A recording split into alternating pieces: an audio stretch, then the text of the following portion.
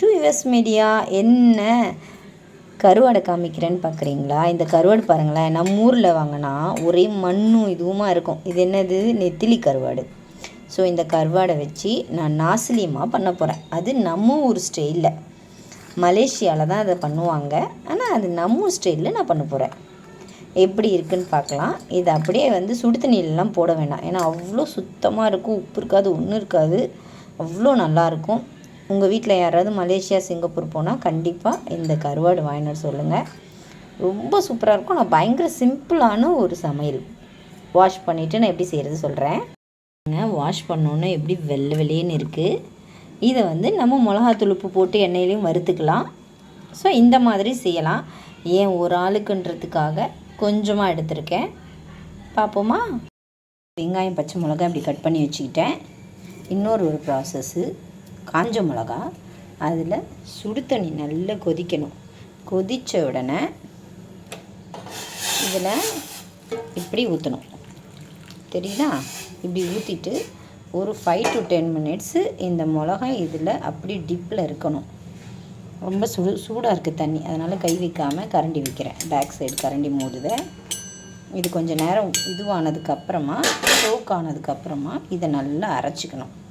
கொஞ்சோண்டு உப்பு வச்சு இதை அரைச்சிக்கிட்டு நம்ம எப்படி செய்கிறதுனா ரொம்ப ஈஸி.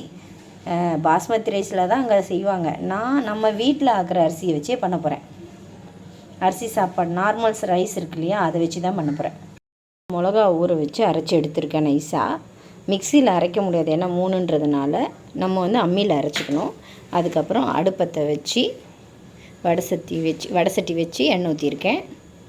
தாளிப்புக்கு பட்டை அந்த லவங்கம் மட்டும் போட்டிருக்கேன். அது கொஞ்சம் இதான உடனே இந்த வெங்காயம் போட்டு,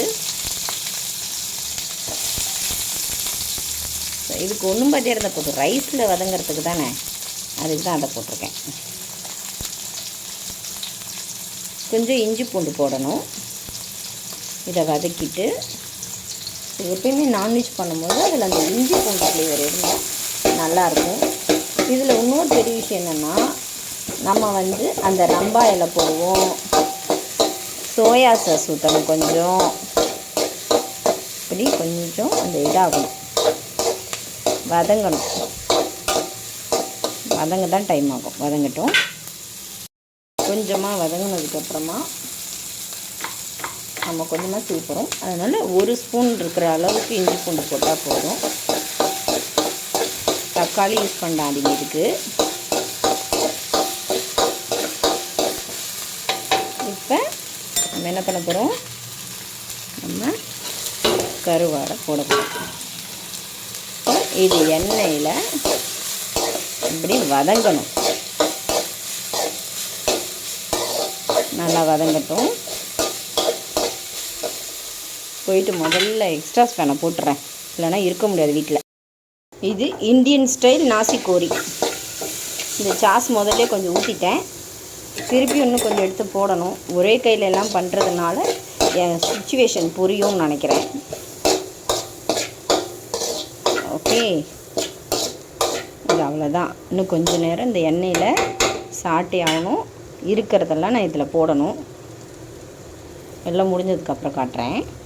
பாருங்கள், கொஞ்சம் வதங்கிடுச்சு. இப்போ சோயா சாஸ் கொஞ்சமாக ஊற்றிட்டு, அவ்வளோதான். இந்தியன் ஸ்டைலில் சைனீஸ் நாசிகோரி. பாருங்க, அவ்வளோதான். அது கொஞ்சம் வதங்கணும். ஓரளவுக்கு ரெடி ஆகிடுச்சு. என்னடா இப்படி வச்சுருக்கேன்னு பார்க்குறீங்களா? ஒரு ஆளுக்குன்றதுக்காக தான் இவ்வளோ மெனக்கட்டு செய்கிறேன். அவ்வளோதான் நம்ம சாப்பிட்ற ரைஸு.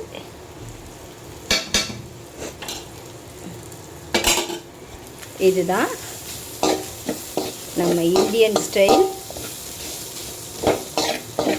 நாசிகோரி. சைனீஸில் இப்படி தான் கொடுப்பாங்க, ஆனால் அவங்க பாஸ்மதி ரைஸ் போடுவாங்க. நம்ம இந்தியன்ஸ் மாதிரி கலந்துட்டேன். ஸோ இன்க்ரீடியன்ட்ஸ் எல்லாமே மலேசியன்ஸில் என்னென்ன போடுவாங்க அப்படின்னு தெரிஞ்சுட்டு போட்டாச்சு. இதுக்கு மேலே நம்ம ரம்பா இலையை கட் பண்ணி வச்சுருக்கு. முடிஞ்சுது. பிடிச்சிருந்தா லைக் பண்ணுங்கள், சப்ஸ்கிரைப் பண்ணுங்கள். அவசியம் செஞ்சு சாப்பிட்டு பாருங்கள். செம்ம டேஸ்டியாக இருக்கும்.